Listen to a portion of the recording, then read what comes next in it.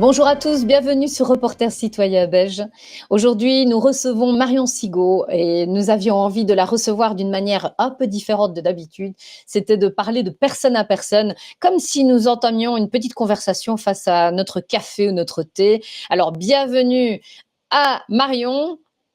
Bonjour Bonjour Anne, bienvenue. Marion, Bonjour à je tous. te mets en grand.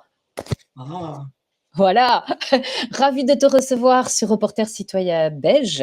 Alors nous, on se connaît déjà, on a eu l'occasion déjà de se croiser, de vraiment plus que de se croiser, puisque bon, j'ai eu l'occasion de venir chez toi, d'avoir une petite aparté avec toi, de pouvoir faire connaissance avec toi en vrai. et Et tu m'as fait une très belle interview concernant mon livre sur Mansour Kardosh. Très belle interview sur la réalité des Palestiniens chrétiens et israéliens. C'est vraiment, c'est très belle interview, vraiment. Et puis bon, j'apprécie ton travail parce que pour moi, tu es une figure emblématique aussi au niveau de l'histoire que tu peux partager parce que tu as une autre vision de l'histoire et j'ai apprécié ton travail dès le départ. Je t'avoue que j'avais beaucoup d'admiration. Allez, je vais dire, dès le premier confinement, on avait déjà des vidéos de toi. J'étais déjà en alerte en me disant, il faut que je la croise, cette petite dame qui n'est pas petite, qui est une grande dame finalement, parce que quand je suis à côté de toi, j'ai l'air toute petite. Marion, alors je te reçois parce que j'avais envie donc de mettre en avant ta personne. Pas nécessairement l'auteur, pas nécessairement la conférencière, mais ce combat que tu mènes en tant que femme, en tant que même que être, et toutes les ambitions que tu as, tout ce que tu fais, etc., que tu nous expliques un peu ton parcours. Alors, Marion, c'est qui en fait? Marion, au départ. Oh, comment je pourrais dire ça? À l'origine, je pourrais dire que je suis tombée dans un nid où j'avais tout pour être heureuse. Parce que dans la France de l'après-guerre, qui est encore majoritairement catholique, je suis tombée dans une famille d'un bon niveau à la fois intellectuel et social. Mon père était expert comptable, maman s'occupait de son ménage, j'avais deux sœurs, on ne manquait de rien. Euh, Tout était, enfin, je veux dire, on n'a jamais connu ni la nécessité, ni le besoin, ni le. Voilà, tout allait bien. J'avais une grande famille, des cousins, des cousines, des oncles, des tantes, grand-père, grand-mère et tout et tout. Et j'ai toujours été malheureuse. Toujours, toute ma vie. Aussi loin que je me souvienne, j'étais malheureuse. Et j'ai mis longtemps à comprendre de quoi il retournait. Parce que ma jeunesse a été traversée par un tsunami social avec lequel je me suis confondue, ça s'appelle mai 68.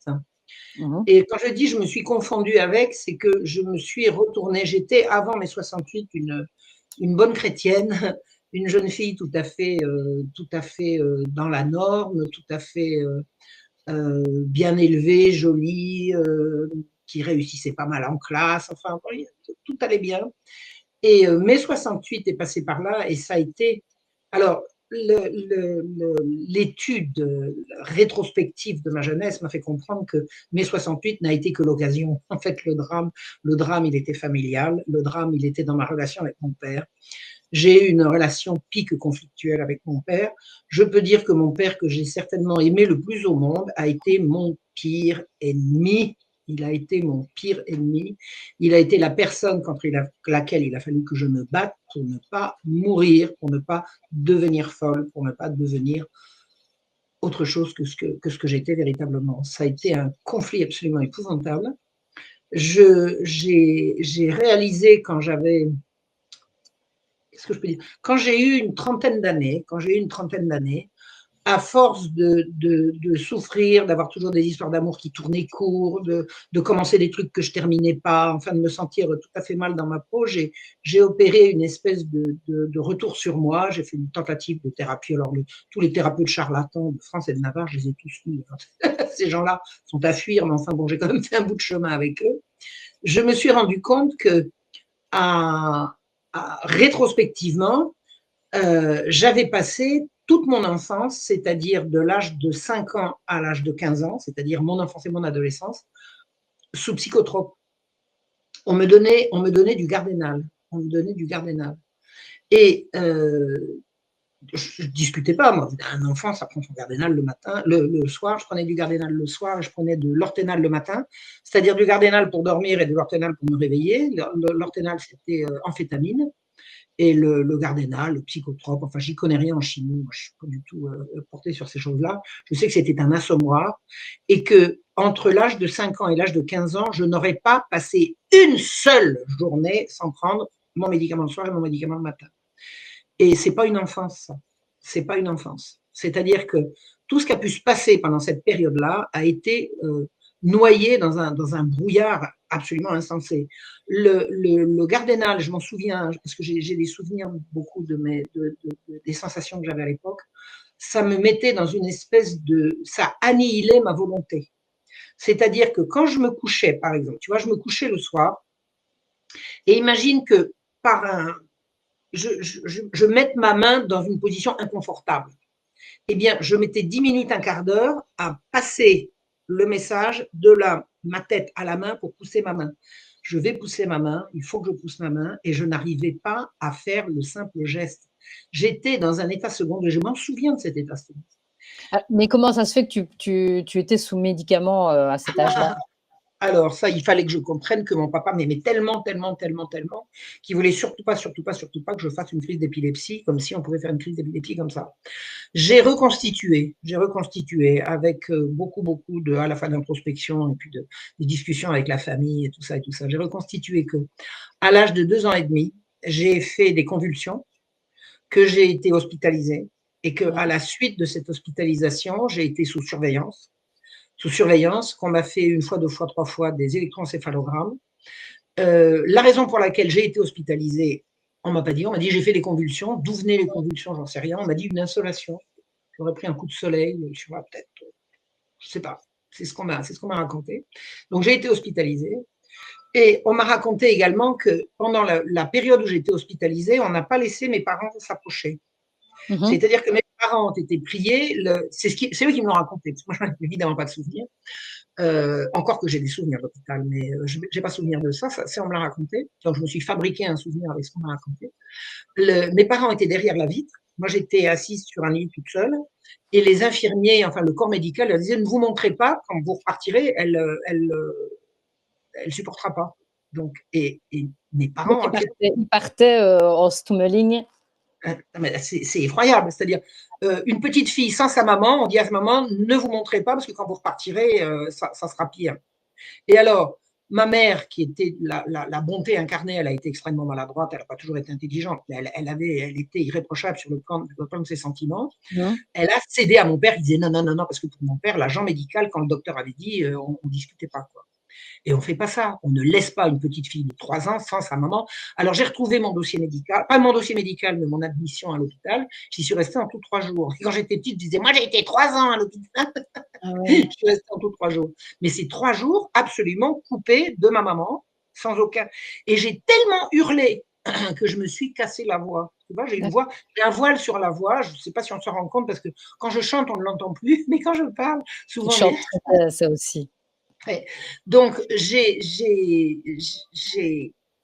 vécu l'hôpital comme un traumatisme absolument Mhm. terrible et j'ai vécu toute ma jeunesse avec l'idée que j'avais été traumatisée à l'hôpital. Je me suis jamais demandé pourquoi j'y étais allée. Mhm. Parce qu'il y a forcément un traumatisme avant. Bon, j'ai fini par le retrouver, mais ça a été des années, des années, des années et des années plus tard. Toujours est-il que j'ai toujours vécu dans l'idée que, étant petite, il m'est arrivé quelque chose de très grave et que, à la suite de quoi, j'aurais fait des convulsions en sortant de l'hôpital et un an après, enfin bon, à la suite de je ne sais trop quelle crise, de je ne sais pas trop quoi, on m'a emmené à l'hôpital et on dit cette petite, c'est Gardénal. C'est-à-dire que le premier trauma, c'est 3 ans et demi. Le deuxième, c'est 5 ans. Alors, c'est en revenant de vacances, on m'emmène à l'hôpital, on me met, alors on me fait un électroencéphalogramme. Un électroencéphalogramme, c'est un casque en caoutchouc avec des lanières, et sous les lanières, alors on me met de l'eau salée, c'est très très salé, ça fait des croûtes après, et on me met des électrodes, et puis il y a une aiguille, de temps en temps, je serrais les dents, comme ça. Bon. Et, on m'a donc donné du Gardénal, c'est-à-dire d'abord du Gardénal et puis après l'électroencéphalogramme. On m'a fait des électroencéphalogrammes tous les 2 ans jusqu'à l'âge de 15 ans. Et à chaque fois, on continuait le Gardénal. Donc j'avais quelque chose. avec quelque Ouais. chose. Quand j'ai eu 15 ans, j'ai dit à mon père, il y a un labo d'électroencéphalogramme qui s'est ouvert dans la rue. Hein, j'étais plus obligée de prendre l'autobus et puis le métro et puis le train puis aller jusqu'à Créteil et tout. Il y avait un truc d'électroencéphalogramme à côté. Donc mon père il me dit vas-y, j'avais une ordonnance, j'y vais. Le médecin me convoque. Ah non, j'ai oublié de dire une chose. J'ai un jour, à l'âge de 15 ans, j'ai décidé d'arrêter le Gardénal, toute seule. Seul? Oui. J'ai rien dit à personne. J'ai arrêté pour voir ce qui se passait. Et ensuite, je suis allée me faire un électroencéphalogramme. Et le médecin, alors il me dit d'accord, j'avais une ordonnance. Donc, je bon. Et puis, mais j'étais venue toute seule, j'étais pas venue avec ma mère, j'avais 15 ans, j'étais une grande fille, hein, bon, j'avais ce qu'il fallait. Et puis, je vais chercher les résultats et le gars me fait asseoir, il me dit, mademoiselle, asseyez-vous, je voudrais vous poser une question. Pourquoi avez-vous fait faire cet examen? Et à ce moment-là, je me liquéfie de terreur, j'ai dit, c'est grave. Il me dit quoi? Je lui dis, c'est grave ce que j'ai. Il me dit, mais il n'y a rien. Je dis, quoi? Il n'y a rien. Je dis, comment ça, rien? Mais il n'y a rien, votre électroencéphalogramme, il est parfait. Vous pouvez m'expliquer?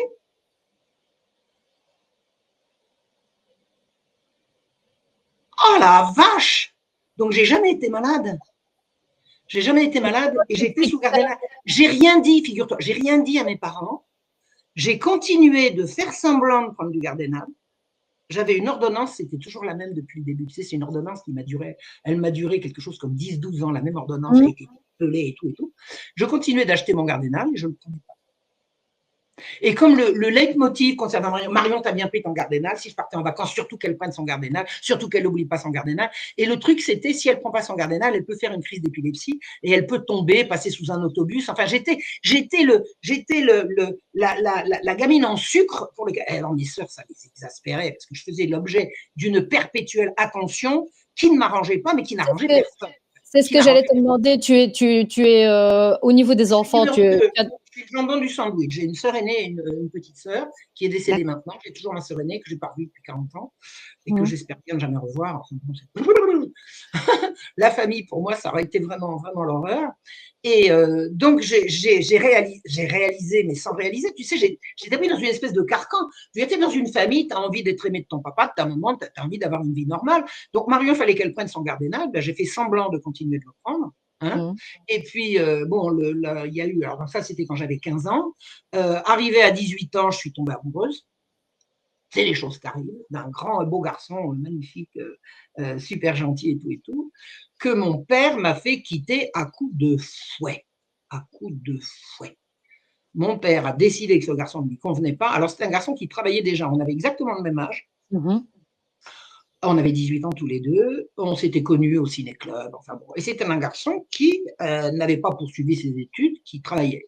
Donc, c'était un ouvrier, comme on disait, en plein mai 68. La bourgeoise et l'ouvrier, tu vois le truc. C'est un garçon adorable, d'une gentillesse absolument exquise, que mon père m'a fait quitter, mais à coups de fouet, à coups de hurlements, à coups de... Mais c'est effroyable, effroyable ce qu'il a fait pour me faire rompre avec lui. Et j'ai retrouvé longtemps après que c'est pas à coup de fouet qui m'a fait rompre avec ce garçon, c'est qu'un jour, il m'a réveillé au milieu de la nuit, il m'a dit, viens, il faut que je te parle. Il m'a dit, tu vas me tuer. Donc, culpabilité. Je vais mourir. Si tu ne... Tu vois. Et il y avait, je te dis, j'ai pas eu pire ennemi, mais je l'aimais plus que tout, c'était mon papa chéri. Voilà. Donc, à ce moment-là, je me souviens très bien, je me suis évanouie. Je me suis rentrée me coucher, je suis tombée dans les pommes. Je m'en souviens, je revois le plafond qui tourne, le clac. Et puis quand je me suis réveillée, je suis allée rompre avec mon amoureux, puis là, la révolution sexuelle m'a attrapée. Et je suis devenue quelqu'un d'autre. Mais en réaction, c'est ça, c'est une réaction qui s'est passée. C'est en réaction que tu as commencé à... C'est-à-dire que mai 68 est arrivé pour dire à des gens comme moi, la morale, c'est de la merde. Parce que moi, j'étais pure. J'étais pure comme l'enfant qui vient de naître. J'ai dit, mon amoureux et moi, on ne couchait pas ensemble. On attendait. Tu vois ce que je veux dire? Puis après, tu vois le truc. Donc, on était chrétiens tous les deux, on était catholiques tous les deux. Bon, moi plus que lui, mais enfin bon, peu importe, il l'était quand même. Donc, on avait des belles idées, on voulait se marier, on voulait faire des enfants, on voulait faire une vie, tu vois.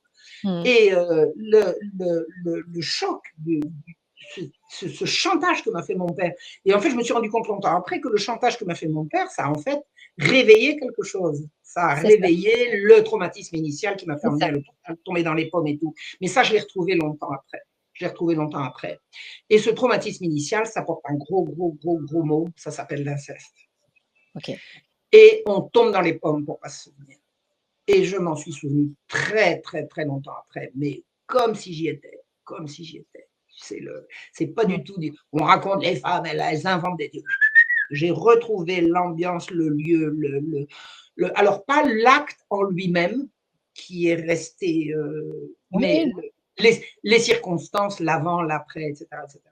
Donc en fait, je suis une enfant rescapée je suis une rescapée de la sexualisation forcée des enfants. Je veux dire, le sujet pour lequel je me bats depuis C'est ça. plus de 30 ans maintenant, ben, c'est celui-là. C'est celui-là. Mais je me suis lancée dans le combat avant de savoir que c'était le mien. Je Bah, faisais ça. inconsciemment, est-ce que Ah oui. inconsciemment, on n'a pas, c'est tu l'avais déjà en toi, je veux dire, donc ça s'est réveillé par la suite, mais je veux dire, je Ouais, pense que ouais. tu avais déjà ce combat en toi. Mais bien À sûr, bien l'intérieur, il y sûr. avait déjà ce combat de savoir le bien, le mal, ce qui se passait pas, ce qui était réel, ce qui était pas réel. Et puis c'est le pire de tout, c'est quand même une personne de confiance. Je veux dire, ça reste quand même Et puis l'inceste je pour moi. l'aimais, et puis je l'aimais. Tu sais, il aurait été que odieux. Il était absolument odieux, mais il avait des côtés adorables, C'est ça. adorables. Tout le monde nous enviait, mon père. Tout le monde nous l'enviait. Il était rigolo. Tu sais, nos copains, je raconte ça dans le premier livre que j'ai écrit qui s'appelle Le Petit Coco. Les copains, quand on avait 17, 18 ans, tu sais, je peux avoir votre voiture. Ils balançaient ses clés de bagnole. Ils disaient, passe à la station-service, tu feras le plein sur mon compte. C'était le papa idéal. Tu vois le truc? Mmh. On emmenait Oui. les copains à la campagne en week-end. Et puis par derrière, mon Dieu, l'horreur, l'horreur. Tu sais, le chantage. Alors, moi, pour parler de lui, parce qu'il est quand même central dans mon existence, j'ai pris tout le recul nécessaire. Je lui ai moult fois pardonné. La seule fois où mon pardon a été euh, recevable, c'est quand il était mort, parce que Mmh. aussi longtemps qu'il était vivant, dès qu'il sentait que je m'adoucissais à son égard, il en remettait une louche de sadisme, de méchanceté. Mais est-ce que c'est pas une part de culpabilité qui remonte en surface aussi et que Je lui, pense. il fallait qu'il soit détesté parce que si tu restais dans le pardon, c'est pour lui c'est C'était insupportable. insoutenable. Alors, Voilà, exactement. je vais t'expliquer une chose qui est quand même très intéressante. C'est que j'ai appris longtemps après avoir publié mon premier livre qui a mobilisé la famille. Marion, il y a des trucs qu'elle ne sait pas, on va lui expliquer. Mon père a été obligé par sa mère de rompre avec la femme qu'il aimait. Ah ouais. Donc, il Ah, a c'est renoncé à lui-même. Il a renoncé à lui-même. Alors, je ne sais pas pourquoi ma grand-mère a fait ça. Ma grand-mère a chassé cette jeune femme, dont je suis sûre qu'elle était très bien, mais je mmh. pense, je ne saurais jamais, mais je mets l'hypothèse que c'était une question de rivalité familiale par derrière, parce qu'ils étaient de la même ville. Et ma grand-mère n'était pas du tout une mère abusive pour ses enfants. Elle était très éprise de son mari. Elle était Mmh. très éprise de son mari. Elle me l'a toujours dit et tout le monde l'a su. Enfin, elle était très éprise de son mari. Donc, c'était pas une frustrée qui se venge sur le fils adoré. Je pense, je crois comprendre qu'il y avait par derrière des conflits qui faisaient que pas celle-là. Pas C'est celle-là. ça. Et mon père ne s'est pas battu pour cette femme. Il a cédé instantanément. Et tiens-toi bien, des années plus tard, longtemps après sa mort, j'ai retrouvé cette jeune femme devenue une honorable, très vieille dame, qui n'était pas morte, qui m'a prise au téléphone et qui m'a dit, je ne me suis jamais remise, nous nous aimions tellement que c'était un amour dont on ne se remet pas. Donc, je ne me suis jamais mariée. Est-ce que. Alors, elle me dit à un moment donné, est-ce que vous avez connu Nicole Bousquet? Je lui dis, Madame, Nicole Bousquet, c'est ma mère. Il a épousé Nicole Bousquet, elle a fait, oh. Donc, c'était voilà, des gens qui se connaissaient. Je ne sais pas. Je ne saurais pas le fin mot de l'histoire. Ce que je sais, c'est qu'il a aimé cette femme, non pas à la folie, mais simplement c'était elle, c'est parce que c'était elle et parce que c'était lui. Elle était la femme de sa vie. Elle était la femme de sa vie. Sa mère l'a fait rompre sans lui expliquer pourquoi et il ne s'est pas battu. Et moi, quand il m'a dit tu vas rompre avec ce garçon, j'ai dit non, C'est ça. non. Non, je l'ai renvoyé à sa lâcheté. Et Tu as fait le vilain petit canard. Ben oui. il s'est déchaîné, c'était effroyable, effroyable. Et cette dame qui s'appelait Madeleine m'a dit, je ne comprenais pas qu'on soit aussi lâche. J'ai pas compris. Elle m'a dit, c'est la seule consolation que j'ai eue, c'est de me dire, il ne devait pas valoir grand-chose pour pas s'être battu à ce point-là. Et une vie entière à vivre sur le souvenir d'un amour inaccompli par un grand lâche qui a cédé à sa maman. J'ai retrouvé des membres de la famille qui m'ont expliqué comment cette rupture s'est passée. Mon père et cette jeune femme, cette Madeleine, étaient assis dans un canapé à se regarder dans la roue couler. Enfin, c'était voilà. Ma grand-mère est arrivée, elle a attrapé Madeleine par la main, elle l'a fait lever comme ça. Elle s'est dirigée vers la porte, elle a ouvert la porte, elle l'a fichue dehors, la claqué. Et ça s'est arrêté là. C'est pas possible, ça. C'est pas possible. Et tout le monde les disait. Alors, j'ai retrouvé ses cousines après. Je connaissais rien de la famille de mon père, mais une fois que j'ai sorti ce livre et puis que j'ai connu l'histoire et puis que j'ai retrouvé Madeleine, j'ai retrouvé les cousins et cousines et tout, ils m'ont tous dit la même chose. Ils m'ont dit, ton père, il était beau comme un dieu. On était toutes amoureuses de lui. On regardait son couple avec Madeleine comme c'était le couple idéal. Qu'est-ce qui lui parlait? J'ai dit, il a cédé. Il a cédé. Il a renoncé à lui-même. Et alors après, bon, ben, comment il s'est marié avec ma mère? Ben, il était allé voir un prêtre, il a dit, moi je voudrais me marier, trouvez-moi une bonne chrétienne qui saura se tenir. C'est-à-dire tout le mépris, la misogynie de mon père. Mais ça va avec, ça va avec. La femme, tu sais, le jour où quelqu'un m'a dit, ses cousines m'a dit, ton père était tellement amoureux de Madeleine, le lien entre mon père et amoureux, c'était la première fois que je faisais la connexion. J'ai jamais imaginé que mon père puisse être amoureux. Jamais. Et brusquement, mon père amoureux, et non seulement amoureux, mais malheureux en amour. Et ma toi, renaissance Marion, est-ce que ça... à cet instant T. Ma renaissance a commencé à cet instant. Ouais. Donc, ça a eu une influence sur toi, sur ta vie, sur tes relations avec l'homme? Bah, écoute, moi, c'est la première fois que je me suis mise en ménage, c'est juste après ça. Ouais. C'est la première fois que j'ai vécu, alors je ne me suis pas mariée, mais j'ai vraiment vécu une vie conjugale pendant une quinzaine d'années. Bon, ça a tourné court, enfin, 15 ans, on pourrait dire que ce soit court, mais bon, ça s'est arrêté, peu importe, je n'ai pas envie de rentrer dans les détails. Mais c'est à la suite de ça, et c'est là que j'ai commencé à me dire que je devais vraiment en avoir une couche très très lourde, parce que le souvenir de l'inceste ne m'est revenu, là j'ai 75 ans, qu'à l'âge de 73 ans. C'est-à-dire que j'ai passé toute ma vie sans m'en souvenir. Sans m'en souvenir. Je me doutais bien. Alors, il y avait des gens qui me disaient oh, mais enfin, Marion, quand on t'écoute et quand on lit ton histoire, ça crève les yeux. Ben, j'ai dit ça crève les yeux de tout le monde, sauf de moi. Donc, moi, je disais c'était une hypothèse. Et puis, un jour, j'ai rencontré une espèce de psychologue. Alors, je ne veux pas dire de gros mots, hein, parce que j'en ai. Si je commence, ça va pas plaire.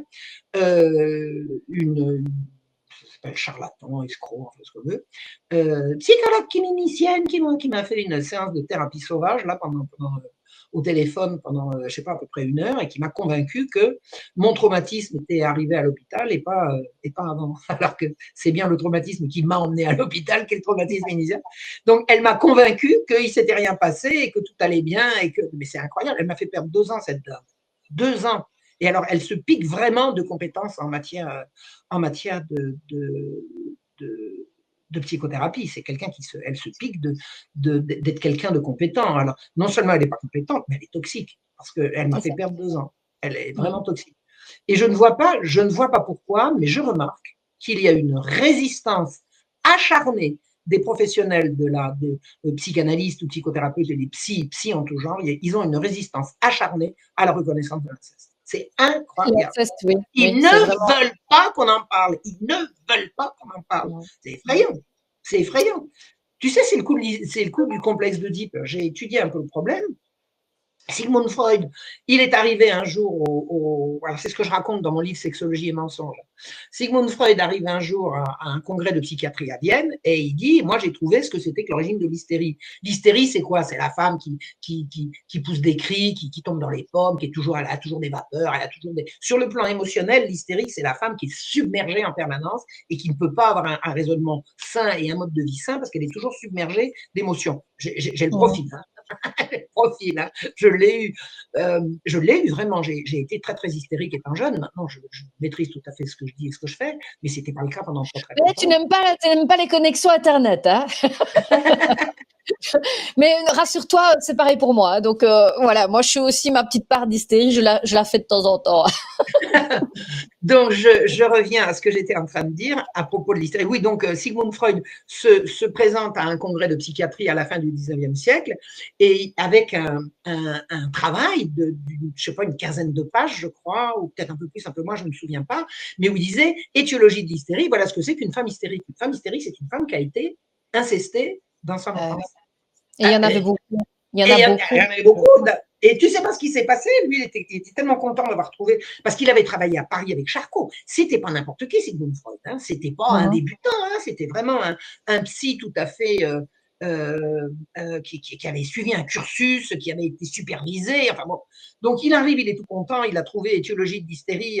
Les femmes hystériques sont des femmes qui ont subi l'inceste, soit du père, du grand-père ou du frère. Enfin bon, l'inceste, quoi. C'est-à-dire l'abus sexuel par les gens les plus chers, avec lesquels on est les plus intimes, ce qui représente la trahison suprême, la trahison suprême.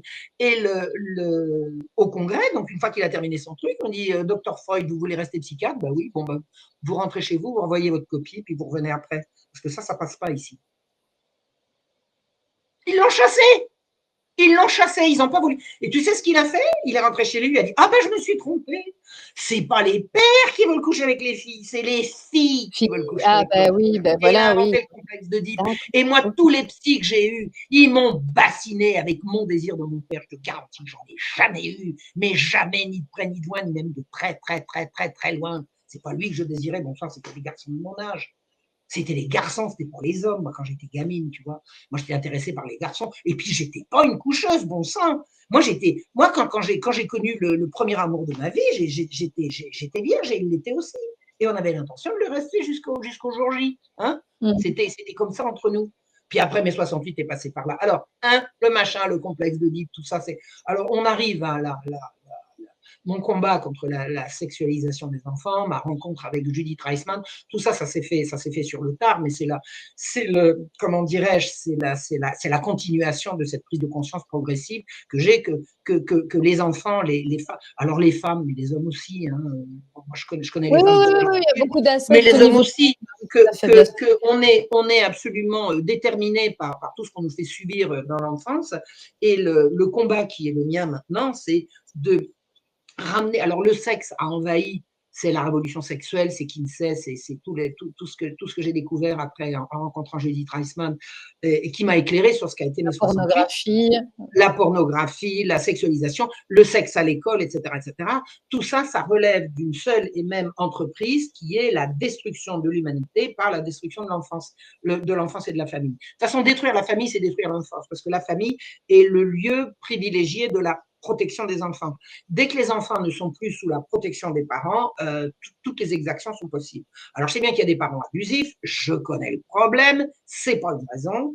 Moi, si on me demande si c'était à refaire ce que j'aurais voulu qu'il se passe dans ma famille, je n'aurais jamais voulu qu'on me retire de ma famille, c'est pas parce que mon père était odieux, j'aurais voulu qu'une autorité compétente et bienveillante aille voir mon père et lui fasse cracher ce qui n'allait pas chez lui. Parce que mon père était d'abord et avant tout un homme désespéré.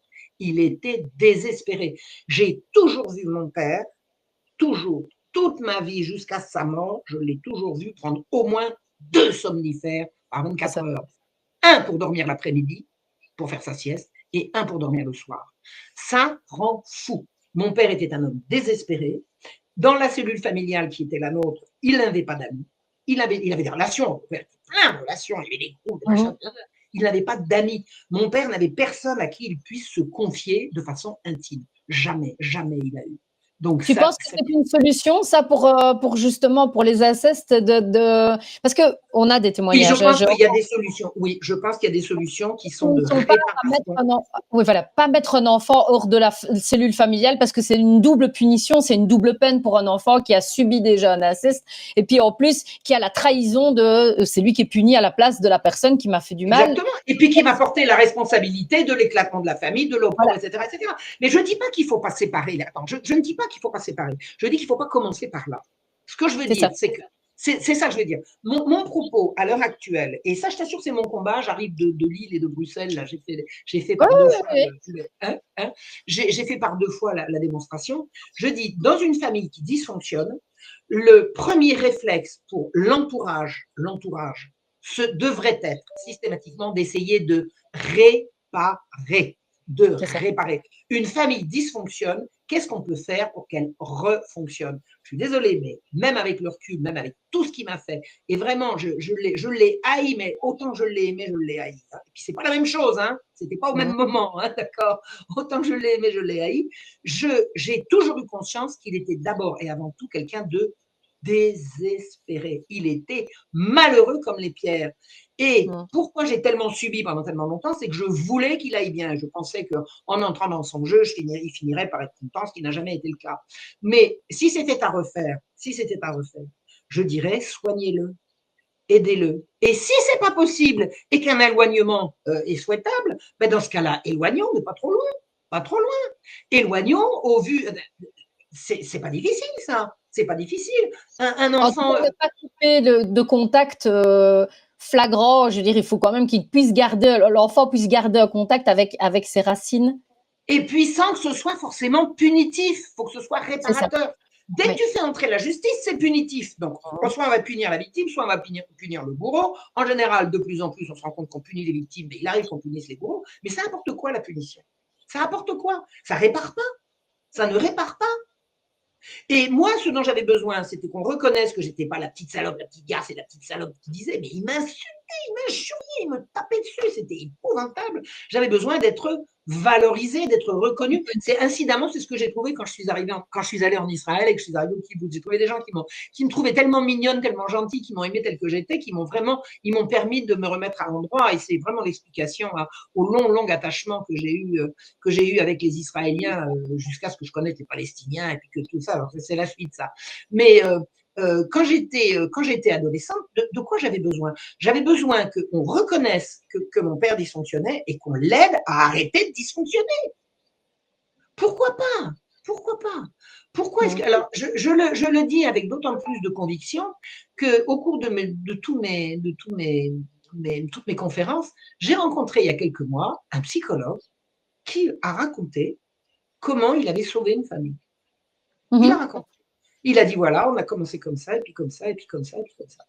Mais si on veut sauver une famille, il faut déjà en avoir l'intention. Il faut en avoir l'intention.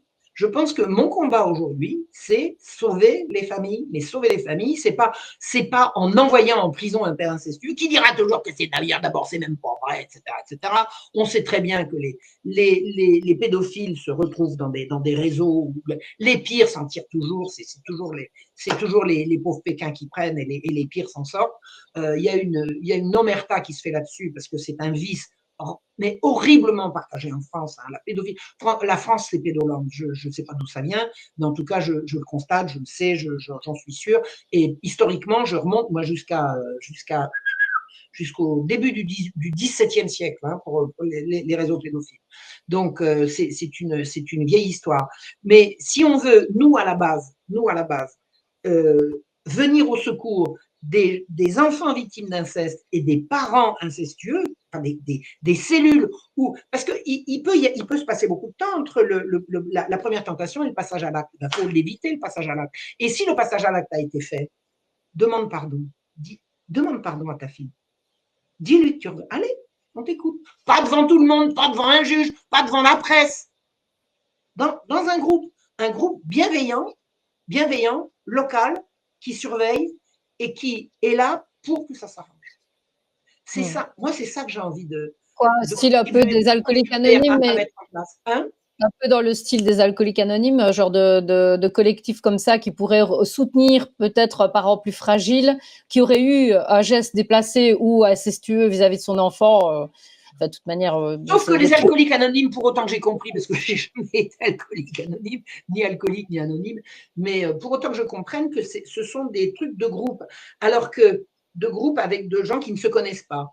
Alors que moi, mon idée, c'est de trouver une instance compétente et bienveillante qui va rassembler la famille pour tu vois, dans la famille, sans l'œil extérieur. Ce que j'ai C'est ça. compris des alcooliques anonymes, parce que j'ai vu ça dans des, tu vois, dans Oui, des oui, films. oui, oui, voilà, oui, oui, tout à Mais fait. maladie, c'est quand même le même principe. C'est-à-dire que les alcooliques anonymes, si j'ai bien compris, c'est aidez-vous les uns les autres à sortir d'une dépendance qui vous fait du mal. Mais moi, dans mon truc, il faut que la chose puisse être réglée sans le regard extérieur. Mais cela dit, je ne suis pas contre que le père incestueux, absolument odieux, passe aux assises et prenne 20 ans. Mais Tout est du cas par cas, évidemment, hein, on est quand d'accord. on aura tout essayé. Tout Quand on aura, essayer, voilà. Pour préserver en tout cas la pérennité au maximum de. Parce qu'il y a les petits frères et sœurs aussi, hein, il faut quand même penser aussi que et puis le grand-père. Mais moi, si j'avais quitté ma famille quand j'avais sa 18 femme, ans, et sa etc., femme qui doit j'aurais pu entendre ça. revu mes grands-mères, j'aurais pu revu mes grands-mères, j'aurais pu revu mes grands-pères, j'aurais pu revu personne. Alors que, en resté dans cette famille que j'ai toujours, j'ai des palanquets de cousins et de petits cousins. Moi, je suis tu vois, j'ai des cousins que j'adore et tu vois, j'ai sauvé. Quand mon père m'a fouetté, que j'avais 18 ans, j'étais encore au lycée, hein, il m'a fouetté tellement fort qu'il m'a littéralement lacéré les jambes. J'avais des coups de Mhm. martinet. Hein. Un martinet, c'est un fou. Hein, c'est ce qu'on appelle un chat à 9 queues hein, chez les Anglais. Oui, C'est oui, vraiment, oui. c'est des lanières. Je suis allée au cours de gym, j'avais les jambes sanguinolentes. Et moi, comme une andouille, alors j'avais les jambes qui me faisaient mal, mais j'ai pas fait gaffe. J'ai pas fait gaffe. Je me suis mise en choc. Marion Sigaud, vous êtes attendue à l'infirmerie. Il y a eu un signalement. Il y a eu un signalement. J'ai été convoquée à l'infirmerie où m'attendait l'assistante sociale du lycée. Hein? Ben, qu'est-ce que j'ai fait? J'ai couvert. Ben oui, tiens donc. J'ai couvert, j'ai dit, je l'ai poussé à bout, je lui ai hurlé, tu me fais chier, et il a pété un câble. Ce qui était absolument vrai, au demeurant. J'ai dit, tu me fais chier, ça j'aurais pas dû. Effectivement. Mais j'ai pas dit, le truc, c'est qu'il voulait que je rompe avec le garçon que j'aimais. C'est ça. J'ai pas dit ça. J'ai pas dit ça. Non. Et avec le recul, c'est la chose la plus intelligente que je pouvais faire. Je suis restée dans ma famille, je suis restée Marion Sigaud. J'aurais été mise dans un foyer, mais je serais devenue une petite pute, je serais devenue droguée, j'aurais terminé sur le trottoir. On Ou sait très pas. bien que Je j'étais un veux dire, réseau. non, on ne sait pas, ou pas. Je veux dire, mais il y en a beaucoup, en tout cas, qui terminent dans des conditions qui sont On déplorables. le sait de plus en plus. Hein, on le sait de Voilà, plus parce en que plus. je veux dire, donc moi, En plus de ça, j'étais très belle fille, j'aurais été une proie idéale. Ça, alors là, Mm. j'étais vraiment une jolie fille. Hein. Quand j'avais 18 ans, j'ai retrouvé mes photos. Tu l'es toujours, Marion, hein, malgré ton âge. Donc, tu restes toujours lumineuse. Et ça, c'est vraiment un trait chez toi qui est vraiment important. Alors, déjà, je te remercie parce que bon, voilà, tu parles de quelque chose qui est quand même un peu intime. Et, Oui, mais au bon, bout d'un moment, ça va, il faut faire éclater le truc, quoi. mais C'est, je voilà. pense que c'est important et c'est très courageux de ta part parce que bon justement maintenant bon voilà il n'y a pas d'incidence puisque bon les faits Ils sont sont tous prescrits morts. Oui, puis voilà mon père est mort depuis longtemps, ma mère voilà également. exactement mais toi tu as besoin de cette reconnaissance pour te construire et pour continuer à être la femme que tu peux être je veux dire tu Oui, ne mais peux c'est pas pas non plus uniquement pour avoir me construire, Anne. Attends, c'est pas uniquement pour me construire, c'est parce que c'est évident, d'abord et avant tout, parce que je veux réaliser ce que je suis. Mais c'est également pour être utile. Mhm. Comprends bien, la connaissance que j'ai du processus dont je me suis servi pour m'en sortir me donne cette idée de sauver les ménages, Un couple dysfonctionne, essayons de le réparer. Si Mhm. un monsieur A et madame B se sont mis ensemble, c'est parce qu'ils s'aiment. Pourquoi est-ce qu'au bout d'un moment, ils se foutent sur la figure? Il y a certainement des choses à réparer avant de dire, mais il y a qu'à divorcer, il y a qu'à se séparer, etc. Il faut réparer. Je suis vraiment partisan, mais c'est ça en fait mon combat, de la réparation des dommages et des dégâts qui ont été faits. C'est vers ça qu'il faut tendre. Et c'est Mhm. un peu le même processus que je fais en faisant de l'histoire. Les gens dysfonctionnent parce qu'ils ne comprennent rien au monde dans lequel on vit. Quand tu remets l'histoire à l'endroit, que tu expliques que tu as oh, ben ça vient, ça devient plus clair. J'ai envie de à faire que les gens aillent mieux. Voilà. Et je pense que cette expérience, cette grosse tranche de vie qui a été la mienne, compte tenu de mon évolution et de ce que j'ai compris par mes lectures, par l'histoire, par les rencontres que j'ai faites, etc., me permet d'arriver à dire il doit y avoir des solutions et je vous les propose. Je vous les propose. Et j'y tiens beaucoup. J'y tiens beaucoup. Judith Reisman, bon, qui est décédée il y a 5 ans maintenant, 4 ans. Elle, son idée, son combat, c'était lançons une enquête internationale sur Kinsey. Et moi, le mien, ça va être lançons des instances de réparation des dégâts faits dans la petite enfance et dans la famille. Réparer les couples, réparer les familles. Et comment tu vois la chose alors? Donc, comment aborder justement cette réparation? Quels sont les outils qu'on peut mettre en place pour pouvoir réparer? Est-ce que c'est nécessairement dans les institutions qu'on trouve, où on pourrait trouver des parades? Surtout pas. Les institutions sont pourries. Les institutions sont pourries. Alors là, c'est clair et net. Moi, je suis remontée à la source. Bon, il y en avait certainement avant, mais bon, je suis remontée jusqu'à 1632 pour voir que les institutions qui s'occupent des enfants sont dirigées par des pervers. Et ils se mettent là-dedans parce qu'ils sont pervers. C'est pas que l'institution doit être perverse pour exister, c'est que dès que l'institution existe, les pervers se mettent là, puis après, allez les chasser. Donc, mon idée, c'est de dire tout ce qui est institutionnel et qui s'occupe de la famille, bat les pattes. Il faut remettre la protection de l'enfance et de la famille entre les mains de la société de proximité. Le voisinage. Alors, le voisinage, c'est pas forcément des gens imbéciles. Le voisinage, c'est le voisinage qui va aller voir un psy. Le psy va être embauché par la commune, par exemple, ou par l'association qui gère ça, sous la surveillance de la population. Il faut que les gens regardent. Or, les services sociaux, c'est tac, on vous met la main dessus et vous ne savez plus ce qui se passe. Vous ne savez plus ce qui se passe. C'est revenir à une part de responsabilité de la part du citoyen, c'est ça? Alors bon, on a Étienne Chouard qui propose ça au niveau politique, mais toi tu proposes ça au niveau de l'aide de l'enfance. Ça pourrait être aussi pour l'enseignement, ça pourrait être pour plein d'autres choses en fait. Oui, c'est exactement ça. Oui, c'est exactement pour tout. Et tu sais, je ne sais pas si tu connais les travaux de Valérie Bugeaud sur son projet qui s'appelle Révolu droit, où elle dit ce qu'il faut, c'est rendre la responsabilité aux gens, la responsabilité de ce qu'ils sont, de ce qu'ils font. C'est le retour des corporations dans l'ancien temps, c'est-à-dire jusqu'à la Révolution française, qui était responsable des normes professionnelles en matière, j'en sais rien moi, on va dire n'importe quel métier de boulangerie. Qui? Les boulangers. Les boulangers. Lesquels? Tous.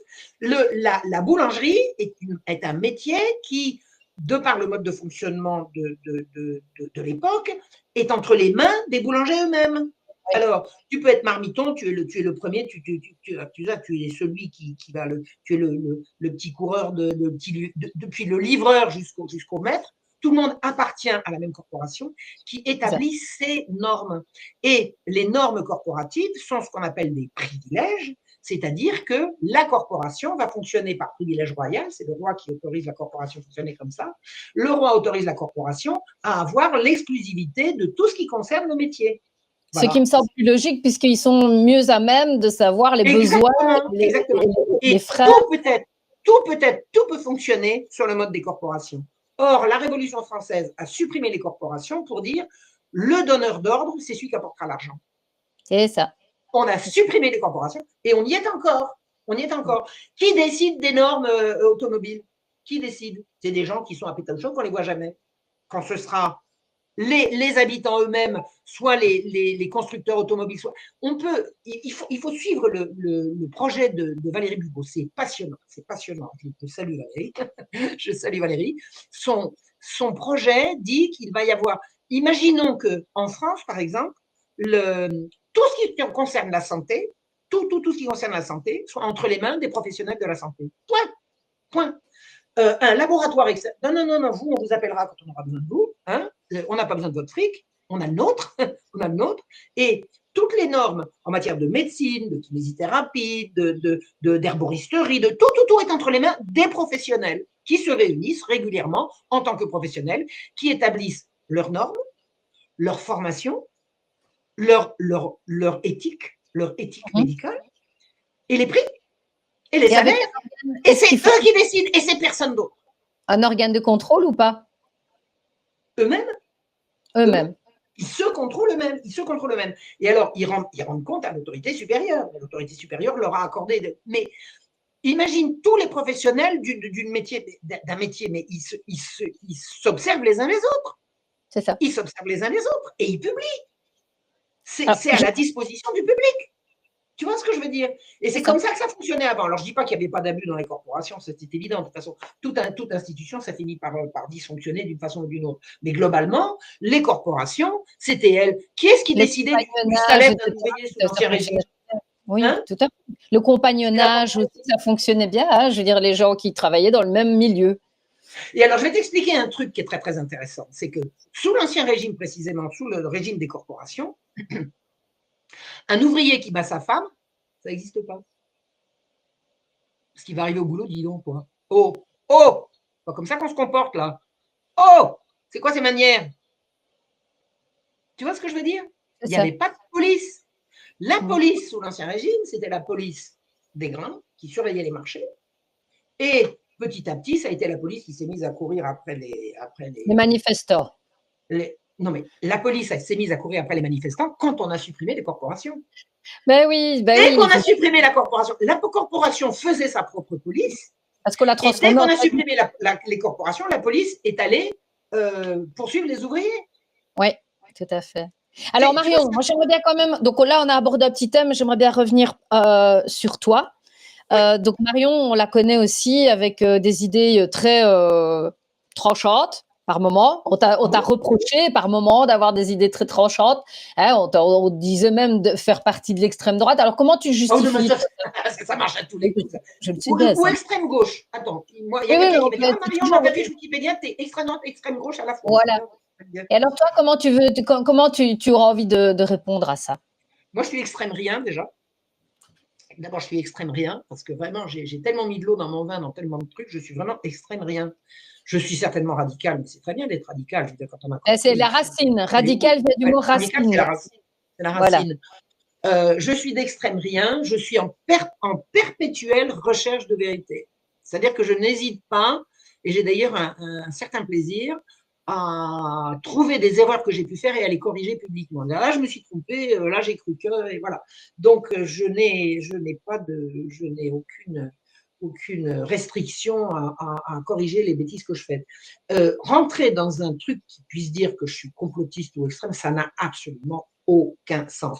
De toute façon, traiter quelqu'un de ceci ou de cela, c'est ce qu'on appelle un rayon paralysant. C'est pour empêcher les gens de s'exprimer. Tu n'es que. Je ne reconnais à personne, je dis bien personne, le droit de me qualifier. Jamais. Alors, je me qualifie comment? Je suis catholique, c'est clair. Alors, j'ai été très, très catholique étant jeune, étant petite. Mai 68, j'ai envoyé tout ça péter, et j'y suis revenue en faisant de l'histoire. C'est-à-dire que j'étais très, très anti-catholique parce que l'Église était gna, gna, gna, gna, gna, gna. Quand j'ai fait de l'histoire, j'ai vu que tout ça, c'était des mensonges. Que Voltaire était un menteur, que les Lumières romantiques, que les jansénistes, c'était des salopards, etc. Bon, j'ai remis les choses à l'endroit en faisant de l'histoire, puis je suis retournée tout naturellement à mes premières amours sur le plan spirituel, c'est-à-dire au catholicisme. Donc, je n'ai absolument aucun souci à me définir comme catholique. Donc, je suis une femme, j'ai jamais eu de doute à cet égard. Quand j'étais gamine, je disais, moi, j'aimerais bien être un garçon. Vous savez pourquoi je disais ça? Parce que les gens, ils disaient, ah ben Jean, il aurait voulu avoir un garçon. Alors, je disais, ben, moi, j'ai rien. Tu parles.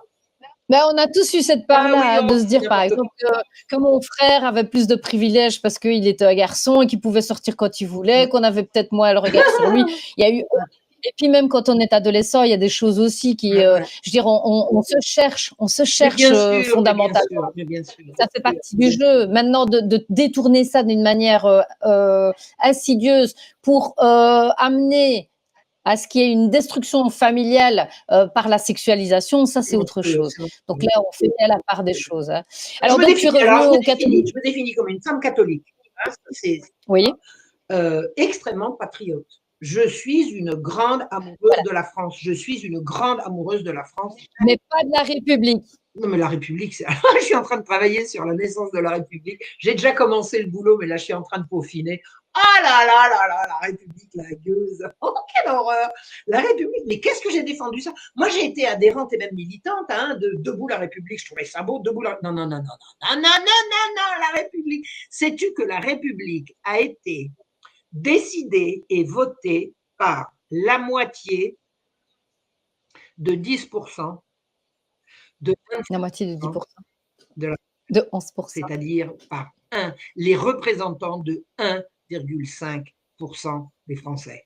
Alors ça va, la République. C'est bon, c'est bon, c'est bon. Et il dit, en roi, c'était mieux. Oui, parce que les décisions n'étaient pas prises au loin, elles étaient prises localement, dans les villages, la C'est ça. gestion des villages et dans les métiers pour la gestion des métiers, ce qui représente quand même, quand on additionne les métiers, c'est-à-dire les gens de la ville et des bourgs et les paysans, bah, on a la population française. Hein, voilà.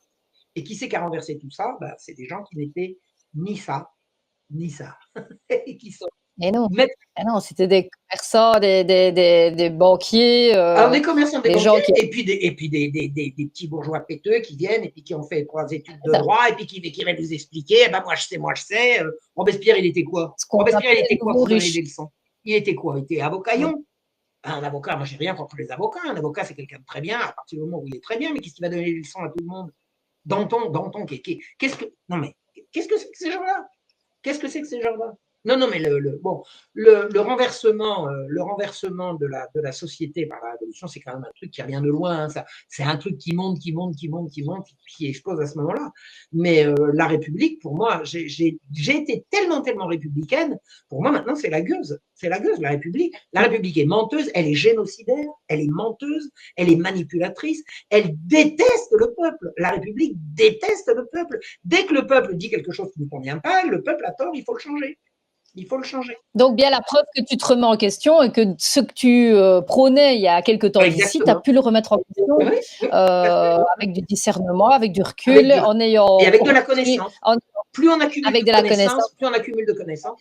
Ouais. La connaissance vous libérera. J'aime beaucoup cette Ouais, le phrase. savoir, oui, tout à fait. Donc, alors, j'ai dit Oui.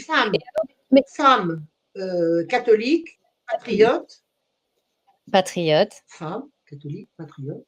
Qu'est-ce qu'il y a d'autre? Alors, moi, j'aurais envie de dire que tu es Française, quelqu'un femme d'extrêmement française, catholique et courageux. patriote. Voilà, c'est ça, femme française. Oui, mais tu es extrêmement courageuse parce que, bon, je sais que, par exemple, tu as énormément de valeurs. Moi, qui t'ai côtoyé un petit peu, oui, tu as énormément de valeurs qui me plaisent beaucoup. C'est de, et je veux dire, tu es une femme qui prend soin de sa maisonnée.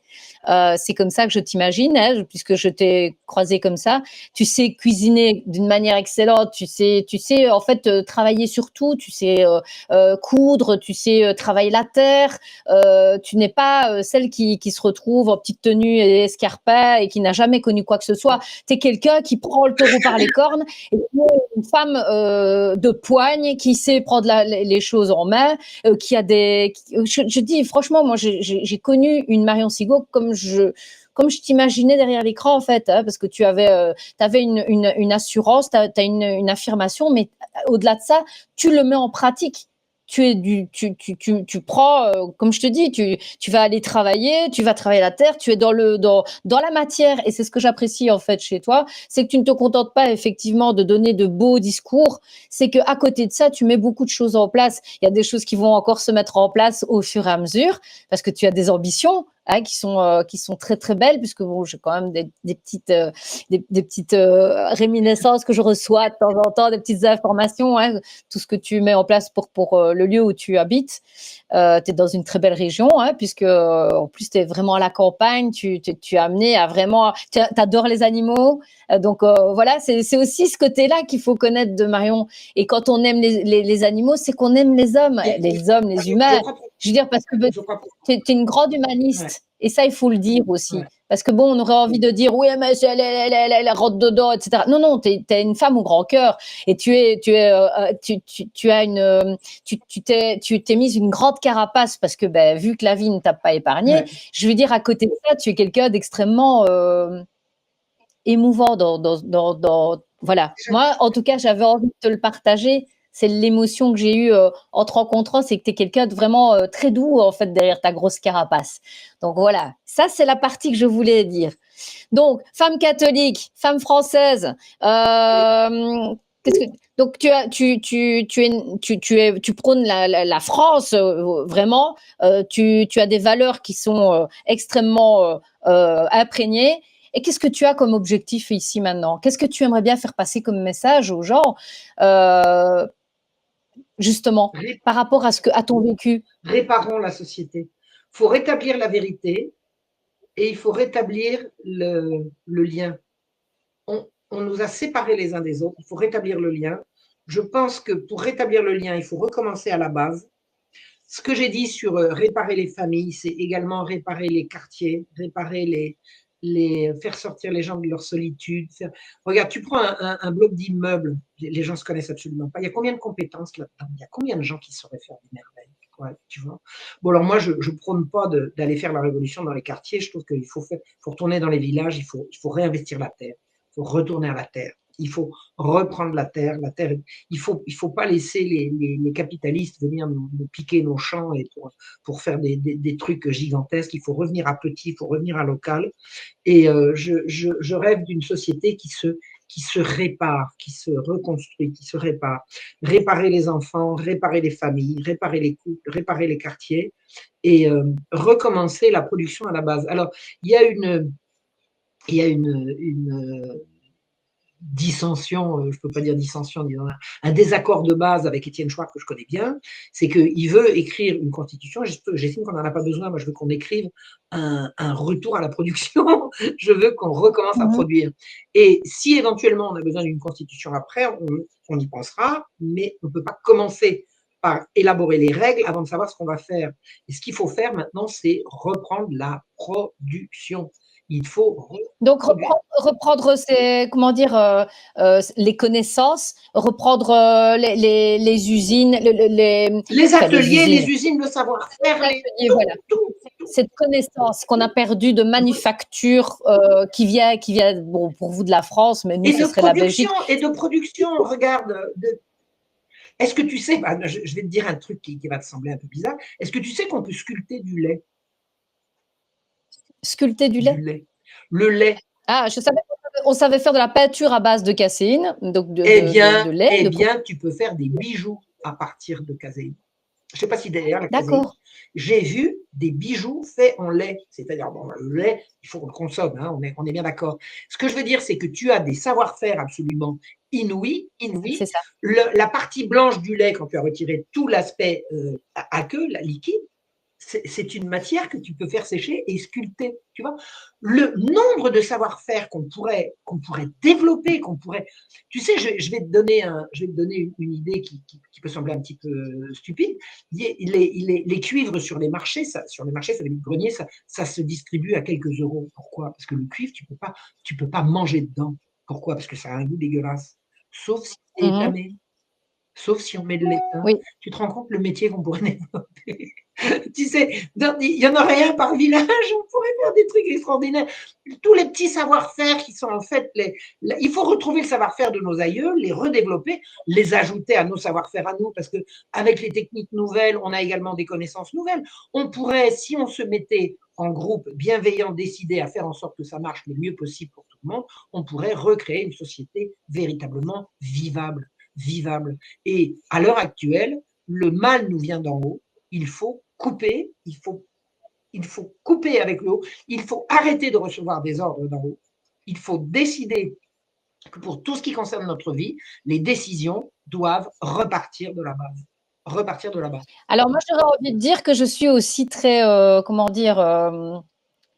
positive par rapport à ça. Je ne sais pas si tu as vu passer sur la toile, il y avait des chasseurs qui se sont fait chasser de terre. Donc des agriculteurs qui ont pris la décision de prendre leur voiture et foncer dans les chasseurs en disant vous n'avez rien à faire chez nous, c'est nos terres, ça ne vous appartient pas, vous n'avez plus le droit de venir chasser sur nos terres parce que bon, on sait très bien que tout ça c'est une connerie. La terre se régule, elle n'a pas besoin de l'humain pour se réguler et qu'ils ont fait venir non mais elle a besoin pour se réguler des gens du cru. C'est si tu fais venir des gens d'ailleurs que ça se régule pas. Oui. Et puis des animaux d'ailleurs, on ne fait pas importer des sangliers. On s'étonne après qu'il y ait des maladies qui viennent parce que moi j'en vois passer des sangliers. J'en ai pris un jour dans mon capot. Je sais qu'il y a des sangliers. Je voudrais pas qu'il y ait des gens qui viennent faire des lâchers de sangliers depuis Pétaouchnok pour venir tu vois. Alors que les chasseurs qui sont autour de chez moi, je les respecte si tu veux parce qu'ils régulent effectivement, mais chez eux, pas chez les autres. Voilà. Non, mais les gens qui arrivent d'extérieur pour faire des lâchers de bestiaux, pour faire des massacres, quelle horreur! Quelle horreur! Ouais. Alors donc, voilà, donc je veux dire, là on voit une Marion Sigaud qui est complètement vraie. parce que là, tu t'es lâchée à cœur ouvert. J'apprécie parce que c'est vraiment la vraie Marion que je croise.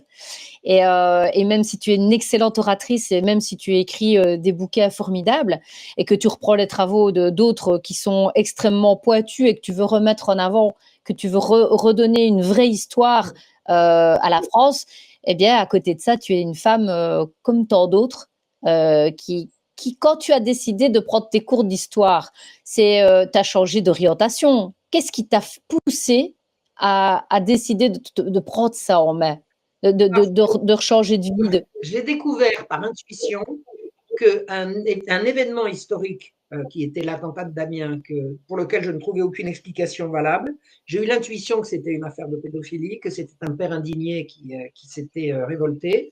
Et j'ai eu cette intuition, je suis allée en bibliothèque et j'ai découvert que mon intuition était une véritable piste de travail. Et j'ai une amie qui m'a dit, Marion, tu as certainement les moyens intellectuels de trouver la vérité, mais si tu la trouves et que tu n'as pas fait d'histoire, on te volera ton travail et tu ne pourras jamais le faire valoir. Donc, il faut que tu reprennes tes études d'histoire. Et là, je me suis liquéfiée de terreur parce que mon père m'avait persuadé, mais vraiment, il m'avait convaincu que je n'avais pas le niveau, que je n'étais pas capable et tout. Je me suis dit, je veux cette licence, je veux passer une licence d'histoire, je veux faire une maîtrise, je veux faire un DEA. J'aurais éventuellement pu aller jusqu'au doctorat, mais je me suis arrêtée avant parce que le temps pressait. Et j'ai décidé de reprendre mes études d'histoire pour pouvoir avoir à la fois les outils et la crédibilité pour faire de la recherche sur la pédocriminalité, sur la défense des enfants. Et voilà. Donc, il y a combien de temps en fait que tu as fait ces études? J'ai reçu mes premiers cours d'histoire par correspondance le 11 septembre 2001, grand jour devant l'Éternel. Tu es bien d'accord, ce jour-là, il s'est passé quelque chose d'extraordinaire. C'est que j'ai repris des études d'histoire. C'était un signe. Il fallait que tu trouves le fin fond de l'histoire. Donc voilà. Donc j'ai repris une licence. J'ai passé une licence en 1 an au lieu de 3 parce que j'ai obtenu une dérogation de l'université de Besançon qui m'a donné la licence avec mention assez bien, alors que je m'étais planté lamentablement sur un sujet, mais j'avais tellement bonne note ailleurs que j'ai réussi à décrocher la licence avec la mention assez bien. Puis après, j'ai fait une maîtrise, après j'ai fait un DEA, et après je me suis lancé dans l'écriture, parce que 3 ans de plus pour faire un doctorat, je ne voulais pas, je voulais publier tout de suite. Je voulais publier tout de suite. Je voulais vraiment écrire et faire connaître. D'autant que j'ai subi des choses trappes à l'université. Je suis tombée sur une prof au début, elle était enthousiaste de ce que je racontais. Puis jusqu'à ce qu'elle voit que je taillais des croupières à Diderot, à son encyclopédie et aux jansénistes. Il ne faut pas toucher aux jansénistes. Elle n'y connaissait rien, mais elle défendait son. Faut savoir, l'université, elle est pour les Lumières et pour le jansénisme. Quand j'ai mis mon nez là-dedans, j'ai dit que les Lumières, c'était des menteurs et les jansénistes, c'était des pervers. Ah, je suis désolée. Moi, c'est ce que j'ai découvert. Je le prouve, je le démontre dans mes bouquins, notamment sur mon livre La Marche Rouge. Je démontre bien le truc. Et ma prof ne voulait absolument pas de ça. Elle m'a à la gaffe. Bon, allez, je vais rester poli. Elle m'a balancé des choses. Ah là, c'est pas possible. Mais la menteuse, elle m'a menacé et tout. C'est bon. Alors, bon. Là, c'est ton livre, justement, La Marche Rouge, avec la nouvelle édition, en fait. La nouvelle collection, oui. Alors, c'est la collection qui s'appelle Réhistoire pour tous. Regardez comme c'est joli. Ça, vraiment, j'ai une graphiste qui a fait. Je le remets. Parce que ça, oui, toute la série est faite avec des calligraphies comme ça. Ouais. Alors, ça, c'est une réédition de La Marche Rouge que j'ai publiée la première fois en 2008. Oui. Je l'ai d'abord publié chez Jacqueline Chambon, après ça a été chez Actes Sud, et puis après ça a été chez Contre-Culture, et puis à chaque fois, personne s'en occupe, enfin bref. Et là, c'est Réhistoire pour tous, c'est ma bannière. Et tu peux montrer les autres titres, parce que c'est vraiment… Attends, je vais essayer de retomber dessus. Non, j'ai pas été… Fais marionsigo.fr, tu vas trouver toute la liste. Sigo. marionsigo.fr, d'un seul. Ok, alors hop là, et alors je vais. Attends, parce que donc marionsigo.fr, les vidéos, c'est ça que je dois regarder ici? Non, site officiel. Non. Si tu ouvres, voilà. Oui, je vois ici. Attends, je vais partager ça. Hop là, et alors je vais essayer de partager ça, comme ça nos auditeurs pourront le voir. Mais tu sais bien, hein, je suis pas très informatique, donc je fais au mieux. Hein. Alors, et comment je peux retrouver ça? Donc, ah oui, si je mets ça là. Attends, hein, parce que hop, voilà. Et alors, je vais repartager la fenêtre ici. Attends, tout l'écran. Peut-être que ça va aller. Est-ce que je... Non, on ne voit... Ah non, parce que ça, c'est une conversation, ça ne sert pas là. Hop, voilà. Est-ce qu'on le voit? Non? Non, pour l'instant, on ne voit que la marche rouge. Attends, je vais essayer de refaire ça pour qu'on puisse voir. On ne voit que la marche rouge. Oui, j'essaie d'enlever. Ça, c'est mon problème technique. Alors, ce que je vais faire, c'est peut-être aller là, sur celle-ci, et partager. Alors là, hop, fenêtre. Et voilà. Là, ça va aller. Désolée, mais voilà. On les voit. Voilà, il y a le livre de Judith. Voilà. Ouais. Voilà. Bon, Donc, écoute, si les gens savent qu'ils peuvent aller sur marionsigo.fr, ils vont trouver tous mes livres. J'en ai 8 maintenant. Oui, on les voit ici, voilà. J'en ai 8, dont les 2 derniers sont celui que j'ai écrit, qui s'appelle Sexologie et mensonges, qui parle à la fois de mon amie Judith Reisman et de moi et de notre combat commun, de son combat et du mien, et qui est beaucoup plus orienté vers la France. Et son dernier opus à elle, son dernier ouvrage qui s'appelle Kinsey Rockefeller CIA, c'est son dernier ouvrage à elle. C'est sa signature à elle, avec Marion Sigaud comme préface et postface. Et avec, j'ai négocié avec l'Institut Reisman la possibilité de publier sous ma propre bannière, puisque je suis, voilà. Donc, Parfait. Et ça continue. J'ai récupéré mes droits de publication de tous mes livres. Je vais tous les remettre sous cette collection-là. Voilà. Ben écoute, un tout grand merci pour ta confiance. Merci d'être venu sur Reporter Merci Anne pour ta gentillesse et ton enthousiasme. Avec grand plaisir. Avec grand plaisir et à très bientôt. Très bientôt. À bientôt. Au revoir tout le monde. Bisous, bisous. Bye. Au revoir.